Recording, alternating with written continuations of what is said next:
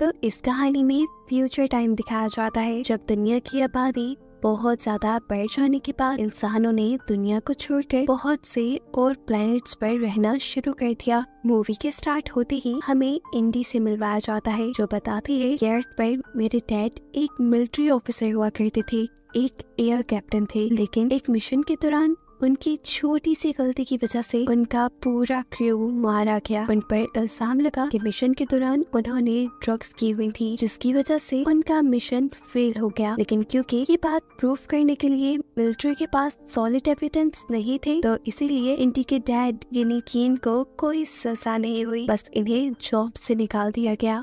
लेकिन किंग अभी भी अपने आप को जिम्मेदार मानता था उस एक्सीडेंट का जिसके चलते वो डिप्रेशन में चला गया और अल्कोहलिक बन गया। उसकी इस आदत ने उसकी वाइफ को भी उससे छीन लिया। फिर कुछ टाइम बाद केन को एक नई जॉब की ऑफर हुई एक्सॉन नामी एक कंपनी से, जिसके लिए उसे अर्थ छोड़कर एक दूसरे प्लेनेट पे जाना था। इस नए प्लेनेट पर उसे अपनी स्पेसशिप को मैनेज करना था और साथ ही कंपनी के बड़े बड़े मामलात भी देखने थे। ये कंपनी इस प्लेनेट को इंसानों के लिए रहने के काबिल बनाना चाहती है, जिसके लिए वो इसी प्लेनेट का रॉ मटेरियल इस्तेमाल कर रहे थे और यहाँ पर काम करने के लिए दुनिया से मुजरिमों को लाया गया था। इंडी और कीन इस टाइम एक स्पेसक्राफ्ट में इस प्लेनेट का विजिट कर रहे थे जब इंडी अपने डैड से कहती है मॉम को लगता है कि आपने ये जॉब इसलिए एक्सेप्ट की क्योंकि आप अर्थ वाली सारी प्रॉब्लम से भागना चाहते हैं। ये सुनकर उसका मूड थोड़ा खराब तो हुआ पर उसने इंडी को फील नहीं करवाया। फिर वो इंडी को लेकर अपने एयरक्राफ्ट से उतरा और इंडी को गन शूटिंग सिखाई। वो इंडी के साथ अच्छा वक्त गुजारना चाहता था, जिसके कुछ ही देर बाद ये दोनों यहाँ से निकल गए। जाते हुए इन्होंने एक्सॉन कंपनी के बनाए बहुत से बंकर से खाने का सामान लिया और फिर कीन ने इंडी को इस प्लैनेट के एक डे केयर सेंटर में छोड़ दिया क्योंकि स्पेसशिप में उसे अपने साथ वो नहीं रख सकता था। वो उससे वादा करते हुए किया कि शाम में जब भी तुम मुझे कॉल करोगी मैं उठाऊंगा और वीकेंड तो मैं तुम्हारे साथ ही गुजारूंगा। जिसके बाद वो अपनी स्पेसशिप में आ जाता है। अब इसी अंधेरी रात में हमें बाहर प्लैनेट का एक सीन दिखाया जाता है जहाँ पर बड़े बड़े मॉन्स्टर्स वो रा रहे थे। दूसरी तरफ इसी प्लैनेट पर ही जेलर अपने हेडक्वार्टर को खबर देता है कि गलती से उनकी जेल में से अजीब सी क्रिएचर्स आजाद हो गई है और साथ में कैदी भी। असल में वो क्रिएचर्स कैदियों पर हमला कर रहे थे। ऐसे कैदी भी इन्फेक्टेड होकर उन जैसे ही बनते जा रहे थे और अफरा तफरी में ये सब आजाद हो गए। साफ मतलब था कि अब इन मॉन्स्टर्स की तादाद खतरनाक हद तक बढ़ जाएगी। अगली सुबह जब कीन अपनी स्पेसशिप में उठा तो उसे बहुत सारे मैसेजेस मिले जिसमें से उसकी बेटी के भी कई मैसेजेस थे जिन्हें कीन सुनने लग जाता है। इंडी बाहर आउटिंग पर जाने की परमिशन मांग रही थी। इससे पहले कि कीन अपना मैसेज रिकॉर्ड कर पाता कम्युनिकेशन सिस्टम ब्लॉक हो जाता है। इसी स्पेसशिप के एक दूसरे कंपार्टमेंट में हम कंपनी की ऑनर यानी कीन की बॉस लिनक्स से मिलते हैं जो एक कर्नल को अपने पास बुलाकर उनके प्लैनेट पर रात में होने वाले हादसे के बारे में बताती है जब जेल में से एक मॉन्स्टर ने आजाद होकर और भी कैदियों को इन्फेक्टेड कर दिया था। ये सुनकर कर्नल के भी होश उड़ गए। वो जानते थे कि इसका नतीजा क्या हो सकता है, इसीलिए वो ये बात प्लैनेट पर मौजूद सभी लोगों को बताने का मशवरा देते हैं लिनक्स को ताकि लोग अपनी हिफाजत कर सके। लेकिन लिनक्स तो उसकी बात मानने को तैयार ही नहीं थी क्योंकि ये सब उसी की गलती का नतीजा था। वो कहती है कि हमने अगर सच सबको बता दिया तो इल्लीगली इंसानों को मॉन्स्टर बनाने के जुर्म में हम पकड़े जाएंगे। अब वो कुछ सोचते हुए कंपनी के सभी सीनियर्स की मीटिंग रखते हैं जिसमें कीन भी था। सभी लोगों से अपना झूठ छुपाते हुए वो कहती है कि प्लैनेट पर जल्द ही हमें इमरजेंसी लगानी होगी क्योंकि बहुत से कैदी रात में जेल से भाग चुके हैं जो किसी अजीब से वायरस का शिकार थे। ऐसे में वो खुद भी मॉन्स्टर बन रही है और दूसरे लोगों को भी इन्फेक्टेड करके अपने जैसा बना रही है। सभी लोगों की जानें खतरे में थी, इसीलिए अब उसने फैसला किया था कि अगर सूरत हाल 23 घंटे के अंदर अंदर कंट्रोल में नहीं आती तो वो फौरन एक बड़े ब्लास्ट के जरिए इस प्लैनेट को तबाह कर देंगे। ये सुनकर यहाँ खड़े हुए सभी लोग पैनिक हो गए, लेकिन उसने इन सबसे कहा आप लोगों को टेंशन लेने की जरूरत नहीं, आप लोगों को वक्त पर रेस्क्यू कर लिया जाएगा। परेशान किंग सबसे पहले अपने कैबिन में जाता है ताकि वो अपनी बेटी से कांटेक्ट कर पाए, लेकिन सिग्नल्स अभी भी डाउन थे। इतने में ही उसके रूम में कर्नल आते हैं जो काफी घबराए हुए लग रहे थे। कीन ने पहले उन्हें काम डाउन किया और फिर पूछा क्या बात है। तब कर्नल ने बताया कि लिनक्स हम सबको धोखा दे रही है। रात जो कैदी जेल से भागे हैं वो लोग किसी भी वायरस से इन्फेक्टेड नहीं है। सच तो ये है कि लिनक्स खुद मॉन्स्टर क्रिएचर बनाने के लिए एक्सपेरिमेंट्स कर रही थी, जो अब तैयार भी हो गए, लेकिन वो उसके कंट्रोल में नहीं आ सके और ऐसे सबकी जानें खतरे में आ गई। और अब ये सभी मॉन्स्टर प्लैनेट के कैपिटल की तरफ जा रहे थे, जहाँ पर लोग पहले से रहने लगे थे। वहाँ पे बहुत सारे लोग थे, सबकी जानें शदीद खतरे में थी। इससे भी ज्यादा डरा देने वाली बात ये थी कि ये मॉन्स्टर जिस इंसान को भी इन्फेक्टेड करते वो खुद भी मॉन्स्टर बन जाता। इसीलिए लिनक्स ने बॉम्ब से इस पूरे प्लैनेट को उड़ाने का प्लान कर लिया है। कर्नल यहाँ सिर्फ किन को यही बताने आया था कि तुम्हारी बेटी भी कैपिटल में है, अभी वक्त है तुम उस शहर को बर्बाद होने से पहले अपनी बेटी को बचा लो। किन कर्नल की बात मानते हुए बिना वक्त जाया किए कंपनी का ही एयरक्राफ्ट चुराता है और अपनी बेटी को बचाने के लिए निकल जाता है। उसे पकड़ने के लिए लिनक्स यानी उसकी बॉस से और भी बहुत से लोगों को उसके पीछे भेजा, जिन्होंने उसके एयरक्राफ्ट पे हमले भी किए, लेकिन किसी तरह कीन वहाँ से निकलने में कामयाब हो गया। पर बदकिस्मती से उसका एयरक्राफ्ट अब डैमेज हो गया था। थोड़ी ही दूर जाने पे वो क्रैश हो जाता है और कीन जा गिरता है पानी में। वो जैसे ही पानी से बाहर निकला तो किसी ने उसके सर के ऊपर हमला करते हुए उसे बेहोश कर दिया। जब उसे होश आया तो उसने देखा कि साय नामी आदमी ने उसे गन पॉइंट पे लिया हुआ है। वो उससे पूछता है तुम कौन हो? कीन बताता है कि मैं इन्फेक्टेड हुए लोगों को ढूंढना चाहता हूँ, ये नहीं उन कैदियों को जो जेल से भाग आए थे। जवाब में साय कहता है मैं भी एक कैदी ही हूँ और जो लोग इन्फेक्टेड थे उन्हें क्रिएचर्स ने खुद ही मार डाला है। इसके बाद कीन इस लड़की को बताता है कि शहर के अंदर एक न्यूक्लियर रिएक्टर लगा दिया गया है, जिसकी वजह से 23 घंटे बाद ये शहर तबाह हो जाएगा। वो साय से कहता है प्लीज तुम मेरी मदद करो ताकि मैं कैपिटल तक पहुँच कर अपनी बेटी को बचा पाऊँ। पहले तो साय इनकार कर देता है, लेकिन जब उसे ये मालूम हुआ कि कीन के पास मिलिट्री बंकर्स की एक्सेस है तो वो उसकी मदद करने को मान चुका था, क्योंकि मिलिट्री बंकर्स के अंदर से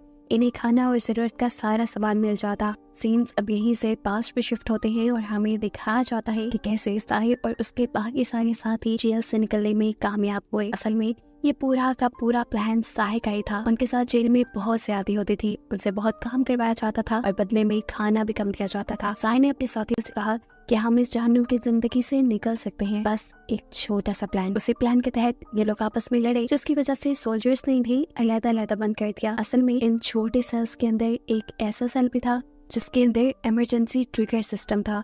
ये बात वो जानता था और बस वो वहीं तक पहुंचना चाहता था। उस ट्रिगर सिस्टम तक पहुंचने के लिए ये जरूरी था कि हम उन सारे सेल्स को फिल कर देते। इसीलिए हम सब लड़े और सबको ही वो छोटे छोटे सेल्स में बंद कर दिया गया। ये सब करना इतना भी आसान नहीं था। साय ने जब दूसरे लोगों से लड़ाई की थी तब दूसरे लोगों ने उसे इतना मारा था कि वो बिल्कुल मरने के करीब हो गया था और फिर उसे एक ऐसे सेल में बंद किया गया जिस सेल के अंदर हमेशा लेजर लाइट चलती रहती थी और वो सेल हमेशा घूमता रहता था। एक मिनट भी वहाँ सुकून का नहीं था। खैर कहानी दोबारा प्रेजेंट में आती है, जहाँ साय कीन को लेकर एक क्लब में आया। असल में कैपिटल सिटी तक पहुंचने के लिए इन्हें एक बस चाहिए थी जो इलीगली इन्हें यहीं से मिल सकती थी। बस के बारे में पूछने पर यहाँ का अटेंडेंट एक कपल की तरफ इशारा करता है जो इस टाइम नशे में धुत थे। इनको देखते ही इनके मुंह से निकलता है डेंजरस। उसे साफ पता था कि ये लोग खतरनाक हैं, लेकिन कोई दूसरा ऑप्शन न होने की वजह से उसके पास जाते हैं और लड़की एकदम से केन के ऊपर ही हमला कर देती है। उसने बहुत ही आराम से इन दोनों को बताया वो बस कैपिटल सिटी तक जाने के लिए उनका साथ चाहता है, इसके बदले वो उनको $2000 देगा। तो इतने सारे पैसों का सुनकर ये लोग भी मान जाते हैं। सीन्स अब यहाँ से दोबारा पास्ट में शिफ्ट होते हैं और कहानी वहीं से कंटिन्यू होती है जब साय को उसकी लड़ाई के चलते एक अजीब से रोटेटरी सेल में बंद कर दिया गया था। इसी टाइम उसके दूसरे साथी को बंद किया गया था एक ऐसे सेल में जो एक खाली रूम में बना था। इस रूम के अंदर एक अजीब सी क्रिएचर भी थी। ये आदमी इस क्रिएचर को देखकर घबरा जाता है। इससे पहले कि वो अपने आप को बचाने के लिए कुछ करता, ये क्रिएचर उसके ऊपर हमला करती है और उसे भी इन्फेक्टेड करके अपने जैसा ही मॉन्स्टर बना देती है। जेल का वार्डन साय के पास जाता है और उसे भी इसी केज के अंदर ले आता है। यहाँ ले जाते हुए वार्डन साय को बता देता है कि कैसे वो क्रिएचर्स दूसरों के ऊपर हमला करती है और उन्हें भी अपने ही जैसी क्रिएचर में बदल देती है। साय कंफ्यूज था कि ये लोग खुद ही इंसानों को मॉन्स्टर क्यों बना रहे हैं। जवाब में वार्डन बताता है कि इस प्लेनेट का एनवायरनमेंट बहुत ही खराब है। एक्सॉन कंपनी इंसानों को ऐसा मॉन्स्टर में इसलिए तब्दील कर रही है ताकि वो ज्यादा ताकतवर होकर हर एनवायरनमेंट में सर्वाइव करने के काबिल हो जाए। ये कहकर वो उसे उस केज में बंद कर देता है। इससे पहले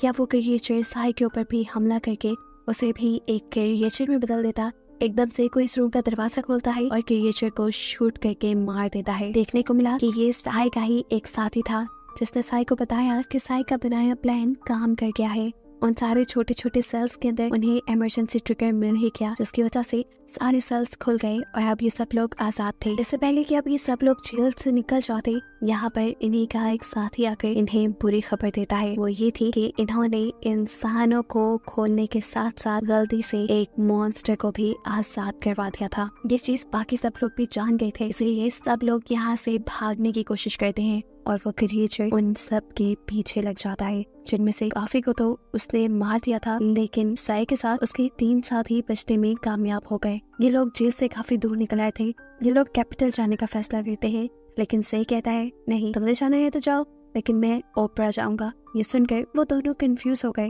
लेकिन सही की अपनी ही जिद थी, इसलिए उन दोनों ने सही को छोड़ा और खुद चले गए। सीन्स दोबारा से प्रेजेंट में शिफ्ट होते हैं और हमें दिखाया जाता है कि सही और केन को लेकर वो कपल एक अजीब सी शॉप में गए थे, जहाँ से केन बहुत सारे वेपन्स खरीदता है, वो भी कैश में। जैसे ही ये लोग वेपन्स लेकर यहाँ से निकलते हैं तो यहाँ पर बहुत ही बड़े बड़े क्रिएचर्स का हमला हो जाता है। यहाँ के जो लोग थे वो अपने बचे कुचे वेपन्स से उन मॉन्स्टर्स को मारने की कोशिश तो करते हैं, लेकिन पूरी तरह कामयाब नहीं हो पाते, क्योंकि काफी सारे मॉन्स्टर्स को मारने के बाद इनकी गोलियां खत्म हो चुकी थी और फिर बाकी बचे हुए मॉन्स्टर्स ने इन्हें चीर फाड़ कर मार दिया। यहाँ दोबारा हम केन को देखते हैं, जो कि उस कपल के साथ ड्राइव करते हुए कैपिटल तक पहुँच गए थे। यहाँ हर जगह अफरा तफरी मची हुई थी, लोग इधर उधर भाग रहे थे और वो क्रिएचर्स बुरी तरह इन लोगों के ऊपर हमला कर रहे थे। ये सब लोग अपनी बस को किसी तरह क्रिएचर्स से बचाते हुए उस बिल्डिंग के पास पहुँच जाते हैं जहाँ पर इंडी थी। दोनों कपल अपनी बस के पास रुके थे और गन्स के जरिए क्रिएचर्स को मार रहे थे ताकि केन का काम आसान हो जाए। केन जब ऊपर पहुंचता है तो देखता है कि उसकी बेटी की बेबी सिटर मारे जा चुके हैं। ये सब उसे डरा चुका था। उसे लग रहा था कि शायद अब उसने अपनी बेटी को भी खो दिया, लेकिन उसी सेकंड एकदम से अलमारी खुली और उसमें से उसे इंडी सही सलामत मिल गई। इंडी ने अपने आप को बचाने के लिए अलमारी में बंद कर लिया था। इंडी को देखते ही केन की जान में जान आती है तो इंडी को गले लगाता है और फिर सही से मिलवाता है, ये कहते हुए कि ये एक अच्छा इंसान है जिसने तुम्हें बचाने में मेरी बहुत मदद की। बाहर वो कपल अभी भी उन मॉन्स्टर्स को मारने की कोशिश कर रहा था, लेकिन उसकी बदकिस्मती कि एक मॉन्स्टर ने उसे देखकर उसके ऊपर हमला कर ही दिया था। ये देखकर उसकी वाइफ परेशान हो जाती है। वो उसे खींचकर बस के अंदर लेकर आई, लेकिन अब ये लड़का जान चुका था कि वो जिंदा नहीं बचेगा। वो अपनी वाइफ को आखिरी बार किस करता है और मर जाता है। दूसरी तरफ बिल्डिंग के अंदर से और केन अपनी बेटी को लेकर निकलने की कोशिश में थे, लेकिन वो देखते हैं कि उनके बाहर जाने के सारे रास्ते मॉन्स्टर्स ने ब्लॉक किए हुए हैं। तभी एकदम से केन को एक आइडिया आता है। वो उन दोनों को लेकर जाता है छत पे और वहाँ से बस के ऊपर जंप कर देता है। बस की रूफ फॉल से जब ये लोग बस के अंदर आए तो उस आदमी को मारा देखकर इन्हें बहुत दुख हुआ। जल्द ही अब इन्हें यहाँ से बचकर निकलना था। बस ड्राइव करते हुए ये लोग आगे आ गए। अब ये लोग एक मिलिट्री बंकर के पास थे, क्योंकि इन्हें बहुत सा जरूरत का सामान चाहिए था जो मिलिट्री बंकर से ही मिल सकता था। इस चीज की खबर लिनक्स को भी हो जाती है कि एक बस उनके बंकर तक पहुंच रही है, इसलिए वो अपने आदमियों को ऑर्डर देती है कि उस बस को किसी तरह रोको, नहीं तो तबाह कर दो। इस हमले की वजह से ये सब लोग पैनिक हो चुके थे। लैंडिंग के लिए के पास ज्यादा कुछ नहीं था, इसीलिए ये लोग चुपचाप बस के फ्लोर पे लेट जाते हैं ताकि काफी हद तक वो इस हमले से महफूज रह सके। इस हमले के बावजूद भी वो लड़की बस को चलाती रहती है, लेकिन फिर अगला होने वाला हमला इस बस को भी रोक देता है। ये लोग एक बंकर के करीब आ चुके थे। साय ने पीछे मुड़कर देखा तो वो शॉक रह गया ये देखकर कि केन और वो लड़की दोनों ही मारे जा चुके हैं। ऊपर एयरक्राफ्ट से होने वाले हमले अभी भी रुक नहीं रहे थे। अब साय अपने आप को और इंडी को बचाने के लिए जल्दी से एक केव में ले जाता है। असल में ये केव ही मिलिट्री बंकर थी, उन लोगों का शेल्टर थी। इसका कोड इंडी को इस वजह से पता था क्योंकि वो पहले भी अपने डैड के साथ यहाँ आ चुकी थी। ये लोग कोड लगाते हैं और यहाँ का दरवाजा खुल जाता है। ये दोनों बिना वक्त जाए के इसके अंदर जाने ही वाले थे, लेकिन इनकी बदकिस्मती कि इनके पीछे एक मॉन्स्टर पड़ गया जिसने साय के ऊपर हमला भी कर दिया। साय जानता था कि अब वो इन्फेक्टेड हो जाएगा, लेकिन फिर भी उसने इंडी को बचाने के लिए इस मॉन्स्टर को अपने से दूर किया और खुद इंडी को लेकर सेफली इस रूम तक आ गया। वो इंडी से कहता है तुम सेफ हो, लेकिन मैं अब जल्दी एक मॉन्स्टर बन जाऊंगा, तुम यहाँ से दूर चली जाओ, देखो तुम्हारे आगे पूरी जिंदगी है। लेकिन इंडी अब सही को छोड़ के नहीं जाती। वो रोते हुए उससे बात करने लगती है, लेकिन इसी दौरान उसकी बॉडी भी म्यूटेट होना शुरू हो गई। कहानी एकदम से दोबारा फ्लैशबैक में जाती है और हमें 2 साल पहले का वक्त दिखाया जाता है जब साय अर्थ पे एक डॉक्टर था। उस दिन हॉस्पिटल में एक इमरजेंसी केस आया। एक प्रेग्नेंट लेडी का एक्सीडेंट हुआ था। डॉक्टर्स उसकी बेटी को तो नहीं बचा पाए, लेकिन उसे बचाने की कोशिश की जा रही थी। उसे बचाने के लिए इमरजेंसी में ही साई को ऑपरेशन थिएटर में बुलाया गया और वहां जाकर उसने देखा कि वो औरत कोई और नहीं बल्कि उसकी वाइफ थी, जिस देखते ही वो इमोशनल हो गया। उसकी वाइफ उसे अपने साथ रहने को कह रही थी। साई भी खड़ा हुआ था, लेकिन फिर उसकी वाइफ ही चली गई, उसकी मौत हो गई। और इस हादसे से साहिब पूरी तरह टूट गया। वो गुस्से में उस ट्रक ड्राइवर के पास गया जिसने उसकी वाइफ का ये हाल किया था और जाकर उसका मर्डर कर दिया। इसी वजह से वो जेल में था और फिर जेल से उसे इस प्लेनेट पे शिफ्ट कर दिया गया। सीन्स अब दोबारा प्रेजेंट में शिफ्ट होते हैं, जब इस प्लेनेट को उस न्यूक्लियर रिएक्टर से तबाह कर दिया गया है। इस सब के पूरे 2 साल बाद यहाँ एक और टीम आती है, जो टीम उस बंकर को भी चेक करने के लिए उसके पास आती है, जिसके अंदर इंडी और साहिब थे। साहिब इस टाइम कम्प्लीटली एक मॉन्स्टर बन चुका था। एक इन्वेस्टिगेटर को तो वो मार भी देता है, लेकिन फिर एक लेडी को नहीं मारता। हमें मालूम हुआ है कि इस टाइम ये लोग स्पेस सूट में इसलिए हैं कि पहले जो ब्लास्ट यहाँ पे हुआ था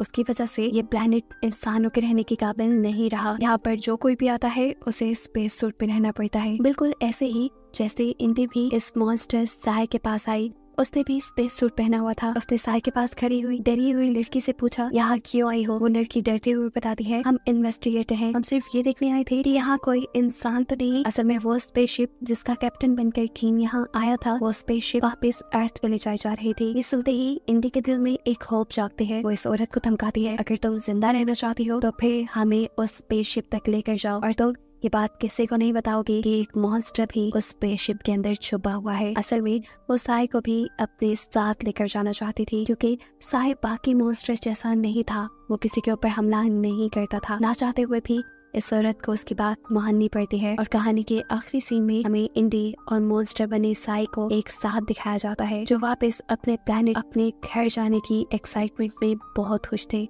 दोनों ने एक दूसरे का हाथ पकड़ा हुआ था, जिसको दिखाते हुए ही ये कहानी यहाँ खत्म हो जाती है।